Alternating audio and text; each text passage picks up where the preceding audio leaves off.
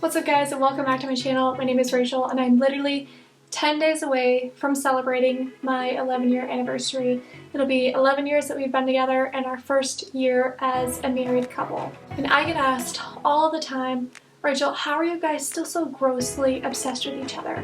How do you guys keep your marriage alive? How have you guys been together for so long and you're still so happy? And honestly, when I initially think about it, it just comes very easy and natural to us, I feel.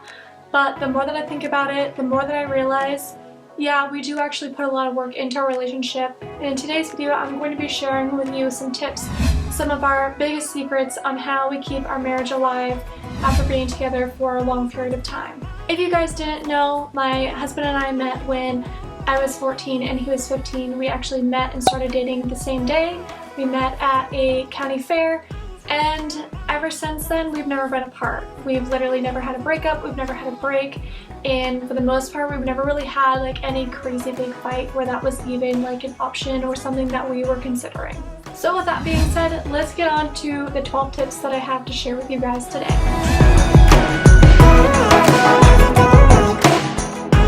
So the first thing on my list is to always put each other first. Make sure that your partner or your spouse is your priority at all times. Make it a priority over anything else. Your spouse or your partner should be the most important person in your life, and you should be treating them and your relationship as so.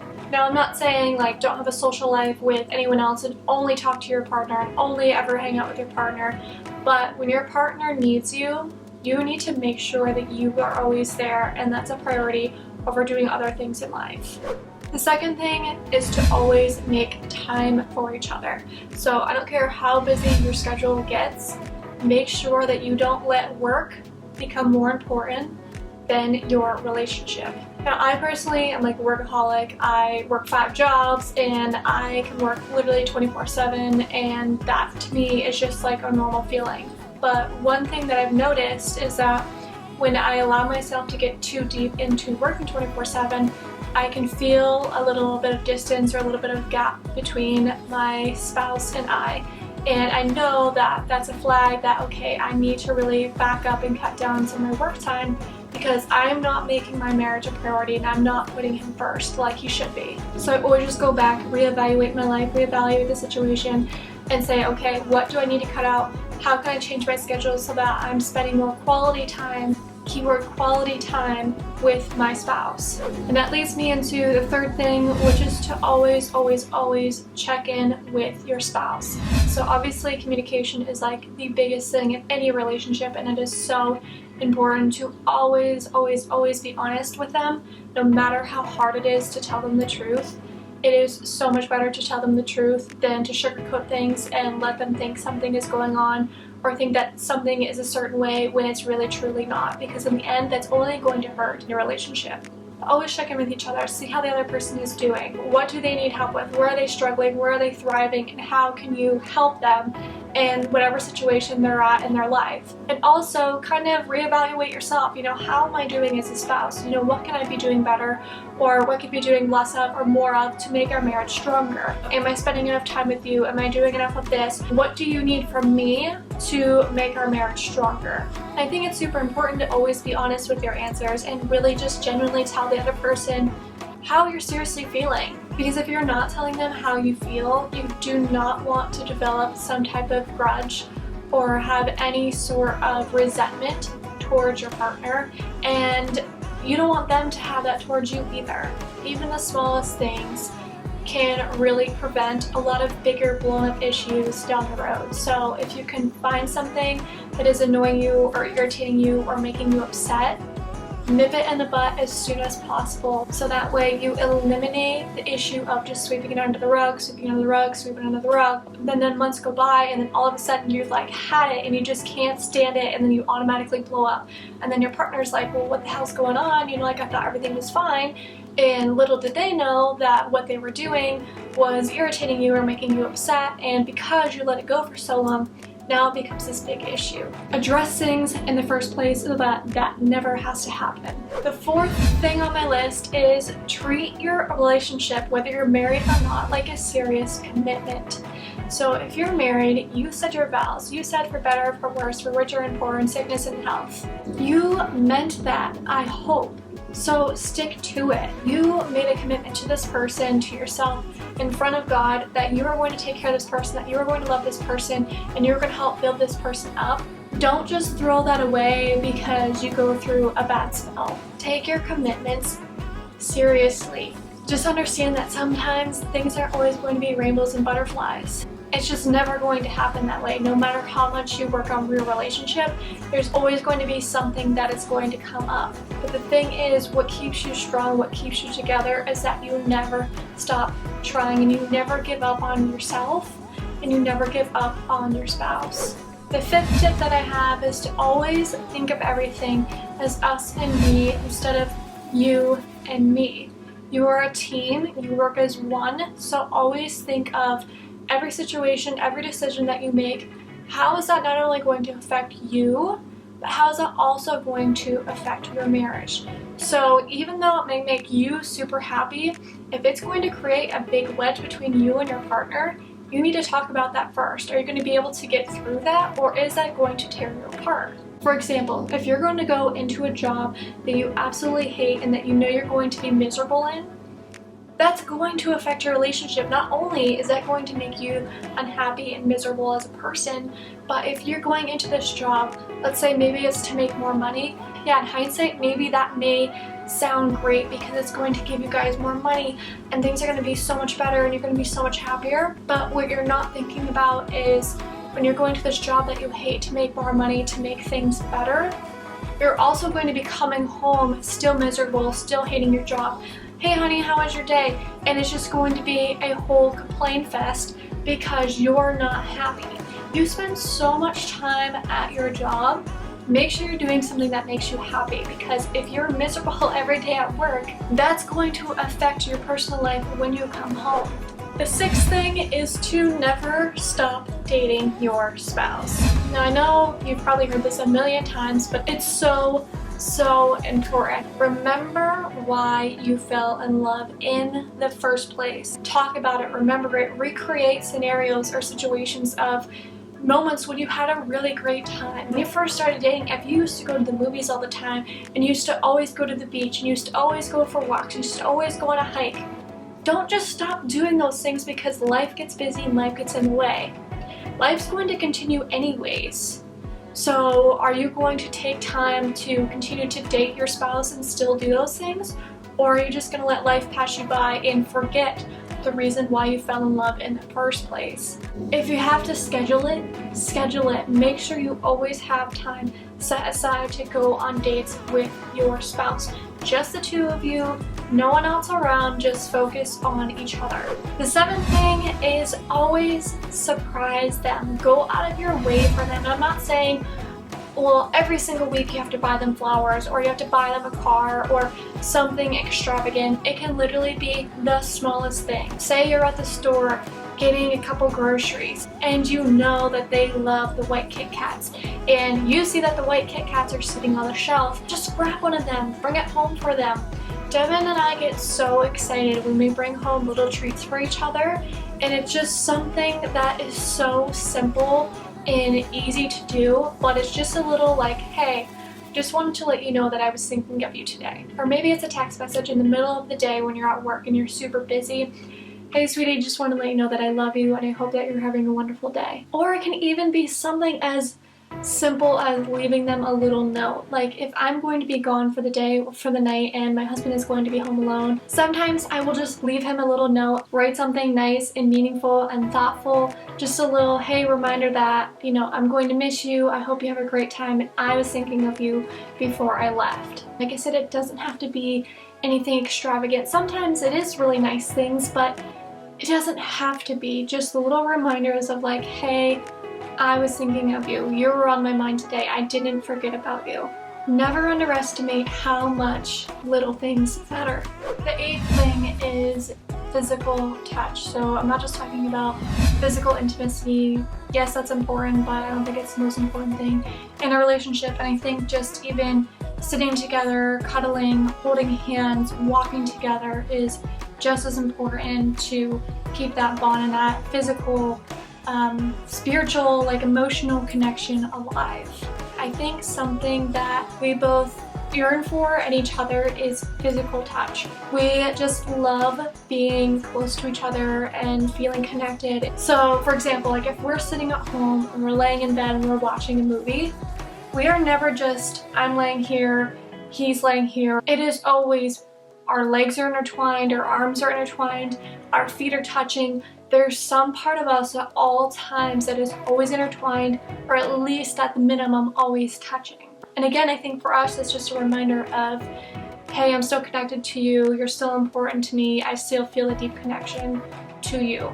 The ninth thing that I would say is no phone time.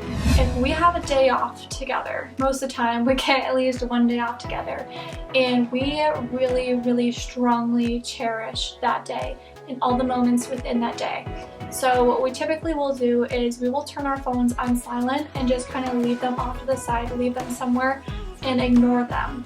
So that way we don't have any distractions from our phones going off or looking up something. We can just kind of focus on each other, especially if we go out on a date. My phone is kept in my purse, my phone is on silent.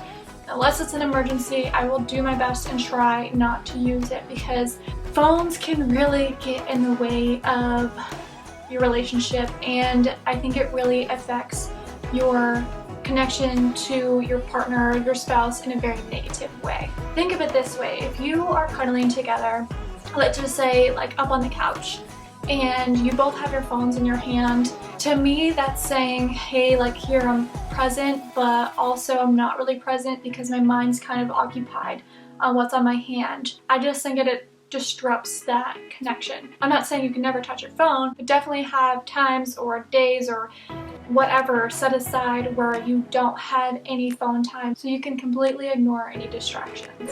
The 10th thing on my list is to be their biggest cheerleader, always be their biggest supporter, always be there for them. The biggest fan that you should have is your spouse. They should be pushing you to always be your best person, always pushing you to be your best self, always pushing you to your best potential, because they know how much you deserve in life, and you deserve the best, and you are the best, and you can do anything that you set your mind to. And whenever you have moments of doubt or moments when you start to really question yourself and think that you're not good enough, they should be there to remind you that, hey honey, yes, you are good enough, and yes, you can do it, and you can do anything that you set your mind to. No matter how many times they fall or how hard they fall, always be there to catch them. Just dust them off, cheer them on, hey, it's gonna be okay, you can do this, you've got this, I'm right here with you, we can do this together. And with this, I think another thing that is super important is to always be the 80 when they can only be 20, and vice versa. I think it's super important to always remember that relationships obviously take a lot of work, and life is going to hit you at 1,000,000 miles per hour, and you never know what's going to come. And yeah, you can be prepared for things, but you can't be prepared for anything. When your partner is struggling, let's say your partner is only giving about 20 right now because they're going through a really hard time and they're not really able to focus on much, and they just have a whole lot on their plate, this is when you need to step up and be the 80. Be there to help fill in those spaces. Be there to help support them. Be there to keep them strong. Be there to be their biggest supporter and their biggest cheerleader, and vice versa. For example, this year has been a roller coaster for me, and I had a lot of things that kept getting thrown my way, and it just felt like I was drowning some days, and my husband really stepped up to be that 80 when I literally could only be the 20.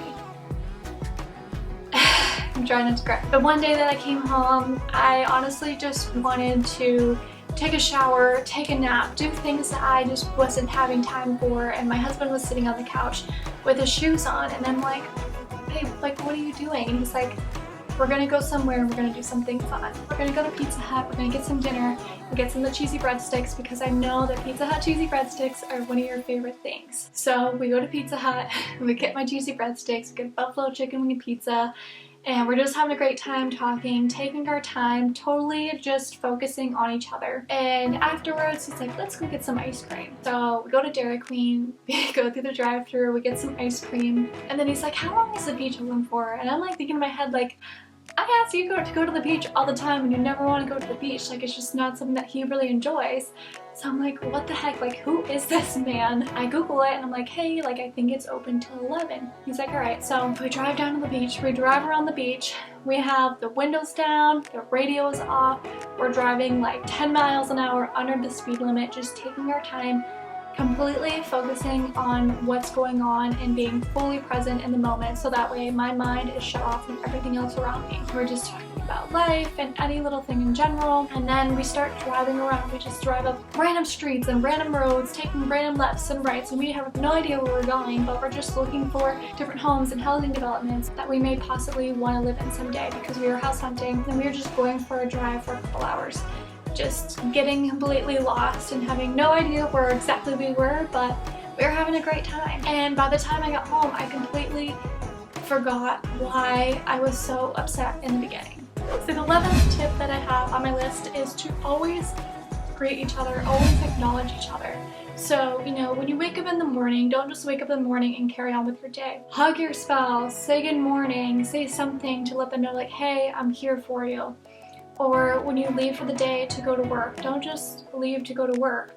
Make sure you hug your spouse, kiss your spouse, say, honey, I hope you have a great day. And then when you come home from work, don't just come home from work, acknowledge that your spouse is home. Go up and greet them, go up and hug them. Hey, sweetie, how was your day? You know, tell me about what happened at work today. Let them know that you care about what just happened over the last 8 hours of their life. And the 12th thing that I have is, as easy as things may seem or may sound, marriage, any relationship, takes work. It's something that you have to look at every single day. It's not like, okay, well, I'm gonna work really hard at it this week, and then next week I'm kind of busy, so I'm not really going to work on it. If you want your marriage to last, and if you want to be truly, like, seriously super happy, you have to make it a priority. You have to make your spouse a priority. The grass is not greener on the other side. The grass is green where you water it. I know that's probably so cliche to say and hear, but it's seriously true. The grass is green where you water it. So if you want your relationship to thrive, you have to make sure that you are taking care of it and you're loving it and showing it all the attention that it deserves and that it needs. So the next time someone comes up to me and says, how are you guys still so grossly obsessed with each other? You know, hasn't the honeymoon phase worn off yet? Like, how are you guys still so in love? That's how, for Devin and I feel such a genuine, like, deep connection to him. Like, I feel like he is literally the other half of my soul. Like, when he's not present, I can feel like a part of me is missing. And then when he comes back, I can just feel that I feel complete. As crazy as that may sound, but I just know that he's my soulmate, and I just feel such a deep connection and desire and love for him. So I hope that these tips were helpful for you. Here are 12 tips that I can give you to help keep your marriage alive and thriving, and to never let that sparkle ever dull. If you enjoyed this video, please let me know by hitting the thumbs up button. Make sure you hit that like button down below. Also, if you haven't already, make sure you hit that subscribe button so that you don't miss any of my videos. If there's any wedding related, marriage related video that you would like to see, let me know. Give me a suggestion in the comment section down below. Again, thank you guys so much for watching. I hope you all have a wonderful day, and I will see you in my next video. Bye guys.